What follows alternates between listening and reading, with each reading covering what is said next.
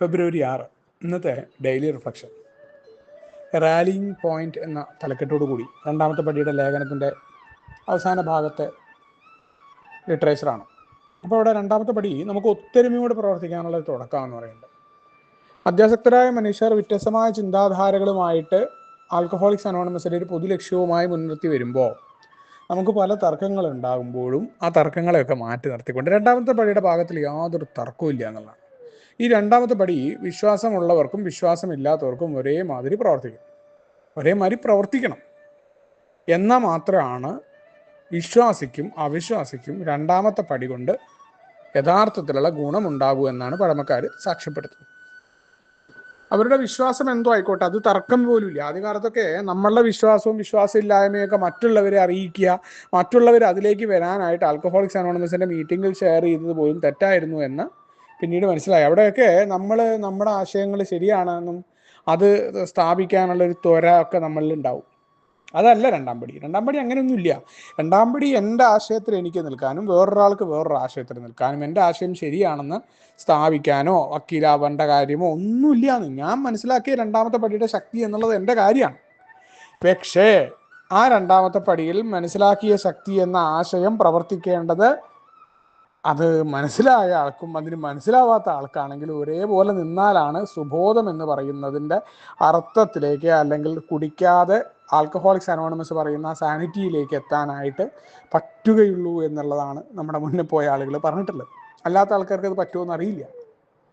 അത് യഥാർത്ഥത്തിൽ ഈ രണ്ടാമത്തെ പടി മനസ്സിലാക്കി ഇത് പ്രവർത്തിക്കാൻ തുടങ്ങിയപ്പോഴാണ് സുബോധത്തിൻ്റെ അർത്ഥവത്തായത് എന്നുള്ളതാണ് എൻ്റെ കാര്യത്തിലുണ്ടായത്.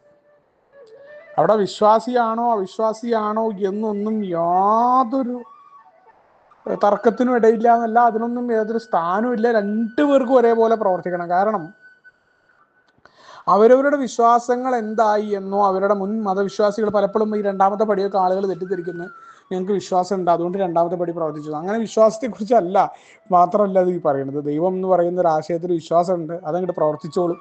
ഞാൻ അങ്ങനെ പ്രാർത്ഥിച്ചാൽ അങ്ങനെ എന്തൊക്കെയോ എനിക്ക് വേണ്ടി തരുന്ന ആകാശത്തിരിക്കുന്ന ആകാശമാമനായ ഒരു ദൈവത്തെക്കുറിച്ചൊന്നും അല്ല രണ്ടാമത്തെ പടി പറയുന്നത്. മറിച്ച് എന്താണ്, നമുക്ക് ഒരുമിച്ച് നിൽക്കാനായിട്ട് എല്ലാവർക്കും പറ്റുന്ന പറഞ്ഞു. അപ്പോൾ അവിടെ എങ്ങനെയാണ് ഒരുമിച്ച് നിൽക്കേണ്ടത് എന്നുള്ളതിൻ്റെ തുടർച്ചയായിട്ട് പറയുകയാണ്, നമുക്ക് യഥാർത്ഥമായ വിനയം വേണം. കാരണം എന്നെക്കൊണ്ട് ശക്തിഹീനനാണ്, എന്നെക്കൊണ്ട് പല കാര്യവും പറ്റില്ല എന്ന് ഞാൻ പറയുമ്പോൾ എൻ്റെ ആശയങ്ങൾ മാറ്റാം. നമ്മൾ തർക്കത്തിന് നിൽക്കില്ല എന്ന് മറ്റൊരാളോട്. നമ്മൾ ഒരാൾക്ക് ഞാൻ പറയുന്നൊരു കാര്യം മനസ്സിലാവില്ല, പിന്നെയും ഞാൻ അയാളോട് ഇങ്ങനെ വീണ്ടും വീണ്ടും ആവർത്തിച്ച് അയാളെ വിശ്വസിപ്പിക്കാൻ പറ്റുമോ? അവിടെ ഞാൻ മനസ്സിലാക്കണം എന്തോ ഒരു കുഴപ്പം എന്നിലുണ്ട് എന്നുള്ളതാണ്. അല്ലാണ്ട് മറ്റൊരാളെ മനസ്സിലാക്കുന്നില്ലോ, അവിടെ എന്നെ ആശയം മനസ്സിലാക്കുന്നില്ലോ എന്നല്ല. അതായിരുന്നു രണ്ടാമത്തെ പടിയുടെ ഒരു തുടക്കം എന്ന് പറയുന്നത്. കാരണം ഞാൻ മറ്റ് ആശയങ്ങളെ എടുക്കാനുള്ള തയ്യാറെടുപ്പുകൾ എൻ്റെ ജീവിതത്തിൽ മാറ്റം വരുത്താൻ വേണ്ടിയിട്ടാണ്. എനിക്ക് സ്വാഭാവികമായിട്ട് പല ആഗ്രഹം ഉണ്ടാവാറുണ്ട് പല കാര്യങ്ങളിലും എൻ്റെ പഴയ സ്വഭാവം അനുസരിച്ചിട്ട്. ആ അഗ്രസീവ്നെസ് കുറച്ചുകൊണ്ട് ഒരു പുതിയ ജീവിത രീതിയിലേക്ക് വരാൻ, അവിടെയാണ് മറ്റൊരാളെ കേൾക്കേണ്ട കാര്യം കടന്നു വരുന്നത്, മറ്റൊരാളോട് സംസാരിക്കേണ്ട കാര്യം, അത് എടുക്കേണ്ട കാര്യമൊക്കെ കടന്നു വരുന്നത്. ഇപ്പോഴും ഒരാളുടെ അടിമയായിട്ട് നമ്മൾ നിൽക്കുന്നതിനെ കുറിച്ചല്ല അത്, മറിച്ച് നമ്മുടെ സ്വാഭാവികമായ ആഗ്രഹങ്ങളെ മാറ്റി തീർക്കാനായിട്ട് പുതിയ ഒരു രീതിയിലേക്ക് നമ്മൾ കടന്നു വരികയാണ്. മറ്റേ നമ്മൾ വിചാരിച്ചതിനെ നടത്തണം എന്ന് പറയുന്ന ആളുകളാണ്. അത് മാറ്റാനുള്ള തയ്യാറെടുപ്പ് കൂടിയാണ് രണ്ടാമത്തെ പടി എന്ന് പറയുന്നത്. അതാണ് ഇത് തുടക്കമാണ്. എന്തിനാണ്? എന്നെക്കാൾ വലിയ ശക്തിയിൽ നിന്നൊരു മാനസിക ആത്മീയ ഘടനയുണ്ടാക്കിയെടുക്കാനാണ്, സാനിറ്റിയിലേക്ക് തിരിച്ചു വരാനാണ്. മദ്യമില്ലാതിരിക്കുമ്പോഴും സന്തോഷവും സമാധാനവും ഒക്കെ ഞാൻ വിചാരിച്ച പോലെ കാര്യങ്ങൾ നടക്കുമ്പോൾ ഉണ്ടാവുന്നതല്ല എന്നറിയാൻ, സംഭവിക്കുന്ന കാര്യങ്ങളെ നേരിടാൻ പ്രാപ്തമാക്കുന്ന ശക്തിയെക്കുറിച്ച്, എൻ്റെ സ്വയം സഹതാപത്തിൽ നിന്ന് എന്നെ മാറ്റുന്ന ശക്തിയെക്കുറിച്ച്, ഇന്ന കാര്യങ്ങളൊക്കെ നേടിത്തരണമേ എന്ന പ്രാർത്ഥനയിൽ നിന്നുകൊണ്ട് അത് ഉണ്ടായാലും ഇല്ലെങ്കിലും ഞാൻ ഹാപ്പി ആയിരിക്കാൻ എനിക്ക് പറ്റും എന്ന ഉറപ്പ് തരുന്ന വലിയ ശക്തിയെക്കുറിച്ചാണ് ഇവിടെ സംസാരിക്കുന്നത് എന്നുള്ളതാണ്. അതിനെന്ത് വേണം? എനിക്ക് വിനയം ഉണ്ടാവണം, എൻ്റെ ആശയം മാറ്റിവെക്കാൻ തയ്യാറാവണം. എൻ്റെ ആശയം ആവശ്യമുള്ള സമയത്ത് എടുക്കാം. പക്ഷേ ഈ കാര്യത്തിൽ, മദ്യത്തിൻ്റെ കാര്യത്തിൽ എൻ്റെ ആശയം ഫലപ്രദമായില്ലല്ലോ. പല മാർഗങ്ങൾ പരീക്ഷിച്ച് ആൽക്കഹോളിക്സ് അനോണിമസിലെത്തുമ്പോൾ ഇനി കുറച്ച് കാലം പറയണ കാര്യങ്ങളിലേക്ക് എടുക്കാം, എനിക്കൊരു മാറ്റം വരണം. മറ്റേത് എൻ്റെ അറിവും എൻ്റെ ബുദ്ധിയും വെച്ചുകൊണ്ട് എനിക്ക് ഈ കെമിക്കലിനെ നേരിടാനായിട്ട് പറ്റിയിട്ടില്ല. അപ്പോൾ ഞാൻ മാറ്റത്തിന് വിധേയമാകേണ്ടതുണ്ട് എന്നുള്ള ബോധ്യം. ഒരു തുറന്ന മനസ്ഥിതിയിലേക്ക് കടന്നു വരേണ്ട കാര്യം. തുറന്ന മനസ്സെന്ന് പറയുന്നത്, പലപ്പോഴും നമ്മൾ തുറന്ന മനസ്സുണ്ട് എന്നൊക്കെ പറയുമ്പോഴും നമുക്ക് നമ്മുടെ ആശയങ്ങളുമായി ബന്ധപ്പെട്ട കാര്യങ്ങളിൽ മാത്രമേ തുറന്ന മനസ്സുണ്ടാവുള്ളൂ.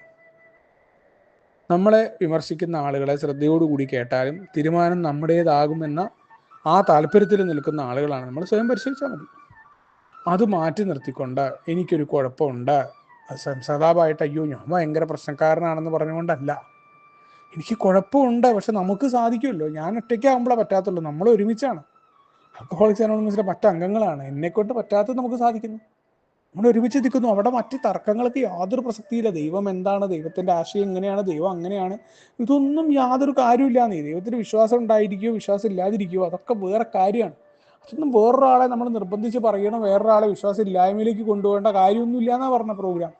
ഈ രണ്ട് കൂട്ടർക്കും രണ്ടാമത്തെ പടി പ്രവർത്തിക്കേണ്ടത് എന്താണ്? വിശ്വാസം ഇല്ലാത്ത ഒരാൾക്കാണ് ദൈവം അല്ല എന്നുണ്ടെങ്കിൽ വേറൊരാളെ കേൾക്കാൻ. ഇത് തന്നെ ദൈവം എന്ന് പറയുന്ന ആൾക്ക് ദൈവത്തിൻ്റെ എന്നുള്ള നിർദ്ദേശമല്ല, മറ്റാളുകളുടെ നിർദ്ദേശങ്ങൾ കിട്ടുന്നത്. മറ്റാളുകളെ അംഗീകരിക്കലാണ്. അത് വീട്ടിലെ ഭാര്യയാണ്, മക്കളാണ്, ആൽക്കഹോളിക്സ് അനോണിമസിലെ അംഗങ്ങളായിരിക്കാം, പല രീതിയിലാണ്, സമൂഹത്തിലെ ആളുകളായിരിക്കാം. ഇവിടങ്ങളിലൊക്കെ ഉള്ള മറ്റുള്ളവരെ കേൾക്കാനും അവർ അംഗീകരിക്കാനുള്ള തയ്യാറെടുപ്പ് കൂടി രണ്ടാമത്തെ പടി തരുന്നുണ്ട്. അല്ലാണ്ട് ദൈവത്തിൻ്റെ നിർദ്ദേശം വന്നു എന്ന് പറഞ്ഞിട്ട് എൻ്റെ സ്വന്തം തീരുമാനം നടപ്പിലാക്കിയത് ദൈവം പറഞ്ഞതാന്ന് സ്വയം പറയുന്ന പരിപാടിയല്ല ആൽക്കഹോളിക്സ് അനോണിമസിൻ്റെ രണ്ടാമത്തെ പടി എന്നുള്ളതാണ്. അവിടെ യഥാർത്ഥമായ വിനയം ഉണ്ടാവുകയും തുറന്ന മനസ്സിൽ എനിക്ക് വിശ്വാസത്തിലേക്ക് എത്താനായി പറ്റും. ആ വിശ്വാസം എന്നത് എന്താണ്? എനിക്ക് മാറ്റുവാൻ പറ്റാതിരുന്ന പല കാര്യങ്ങളെയും സ്വീകരിക്കാൻ എന്നെ പ്രാപ്തമാക്കുന്ന ഒന്ന്, എനിക്ക് മാറ്റമുണ്ടാക്കുന്ന ഒന്ന്, ഇനി മാറാൻ പറ്റില്ല എന്ന് പറയുന്ന പല കാര്യങ്ങളെയും മാറ്റത്തിന് തയ്യാറാക്കുന്ന ഒന്ന്, എന്നെ സ്വയം സഹതാപത്തിൽ നിന്ന് മാറ്റുന്നത്. എനിക്ക് പറ്റില്ല, പക്ഷെ നമുക്ക് പറ്റുമെന്ന ഓർമ്മപ്പെടുത്തൽ എന്നിൽ നടത്തിക്കൊണ്ടിരിക്കുന്നത്. അതുകൊണ്ടാണ് പറയുന്നത് നമ്മൾ ശരിയായിട്ട് ദൈവമായിട്ട് ബന്ധപ്പെടുക. ആ ദൈവമായിട്ട് ബന്ധപ്പെടുന്നതിന് തൊട്ട് പിന്നാലെ പറയുന്ന വാക്യം പ്രധാനമാണ്. എന്താണ്? എല്ലാ ഏയോങ്ങളും ഉറപ്പ് തരും ദൈവം നമ്മെ സുബോധവാന്മാരാക്കുന്നതാണ്. അപ്പോൾ ദൈവം എന്ന് പറയുന്ന ആശയത്തെ കറക്റ്റായിട്ട് ബിൽ വിൽസൺ അവിടെ ആൽക്കഹോളിക്സ് അനോണിമസിൻ്റെ മീറ്റിംഗ് മറ്റാളുകളുമായിട്ട് കൊണ്ടുവച്ചിട്ടുണ്ട്. അതുകൊണ്ടാണ് രണ്ടാമത്തെ പടിയെക്കുറിച്ചും ദൈവസങ്കല്പത്തെക്കുറിച്ചും നമ്മൾ പലപ്പോഴും വാചാലമായി പറഞ്ഞിട്ടും നമുക്ക് എപ്പോഴും സന്തോഷമില്ലാതെ പോരാടിക്കൊണ്ടിരിക്കുന്ന മറ്റാളുകളുമായിട്ട് സംഘർഷത്തിലായിക്കൊണ്ടിരിക്കുന്ന ഒരു രണ്ടാമത്തെ പടി ഉറക്കില്ല.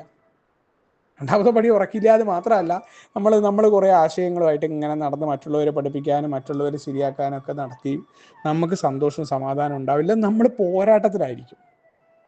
നമ്മളെന്നും പരാതിയും പരിവട്ടവും മറ്റുള്ളവരുടെ കുറവുകളിലേക്ക് നോക്കിയൊരു വനം കണ്ട ആ വനത്തിലെ സൗന്ദര്യം ആസ്വദിക്കാൻ പറ്റാതെ അതിലുണങ്ങിയ കമ്പും ചില്ലയുള്ള മരത്തിലേക്ക് നോക്കുന്ന ആളുകളായിട്ട് മാറണോ? അത് വനത്തിലെ സൗന്ദര്യം ആസ്വദിച്ചുകൊണ്ട് ഇന്നിൽ മനോഹരമായിട്ട് നിൽക്കാൻ ഇന്ന് എന്തൊക്കെ സംഭവിക്കുന്നു, ഇന്ന് എന്തൊക്കെ ഉണ്ടാവുന്നു എന്നല്ല, സാഹചര്യങ്ങൾ എനിക്ക് അനുകൂലമായിട്ട് വരുമ്പോഴല്ല, വരുന്ന സാഹചര്യങ്ങളെ അതേപോലെ സ്വീകരിക്കാൻ എന്നെ എങ്ങനെ പ്രാപ്തമാക്കിയെടുക്കണം, ആ പ്രാപ്തമാക്കിയെടുക്കുന്നത് എന്താണോ ആ ആശയമാണ് വലിയ ശക്തി. അത് പ്രവർത്തിക്കേണ്ടത് എല്ലാവർക്കും ഒരേപോലെയാണ്. അപ്പോൾ അതിൻ്റെ തുടക്കം ഉണ്ടാവേണ്ടത് രണ്ടാമത്തെ പടിയുടെ ഈ ആശയത്തിൽ നിന്ന് തന്നെ. ആൽക്കഹോളിക്സ് അനോണിമസിൻ്റെ എല്ലാത്തിനെയും ഉൾക്കൊള്ളുന്ന ആ ആത്മീയത, മറ്റൊന്നിനെയും പുറന്തള്ളാത്ത അതിൻ്റെ ഒരു തുടക്കം അവിടെ നിന്നുണ്ടാകേണ്ടതുണ്ട്. അപ്പോൾ മാത്രമേ ആ കീഴ്പ്പെടാനുള്ള തയ്യാറെടുപ്പുകളും ഈ ആശയത്തെ കുറേശ്ശെ മനസ്സിലാക്കിയിട്ട് ജീവിതത്തിലൊരു മാറ്റം ആൽക്കഹോളിക്സ് അനോണിമസിൻ്റെ ജീവിത രീതിയിലേക്ക് കടന്നു വരാനായി പറ്റുമെന്ന വളരെ കൃത്യമായ ഓർമ്മപ്പെടുത്തലാണ്. അത് ഒരു ദിവസം കൊണ്ട് ചെയ്തു തീർക്കാവുന്നല്ല. ഓരോ കാര്യങ്ങളിലും ഇത് കടന്നു വരേണ്ടതുണ്ട്, പണ്ടേറ്റ ടൈമിലൂടെ പോകേണ്ടതുണ്ട് എന്നുള്ള ഓർമ്മപ്പെടുത്തലായിട്ടാണ് ഇന്നത്തെ ഡെയിലി റിഫ്ലക്ഷൻ കടന്നു വരുന്നത്.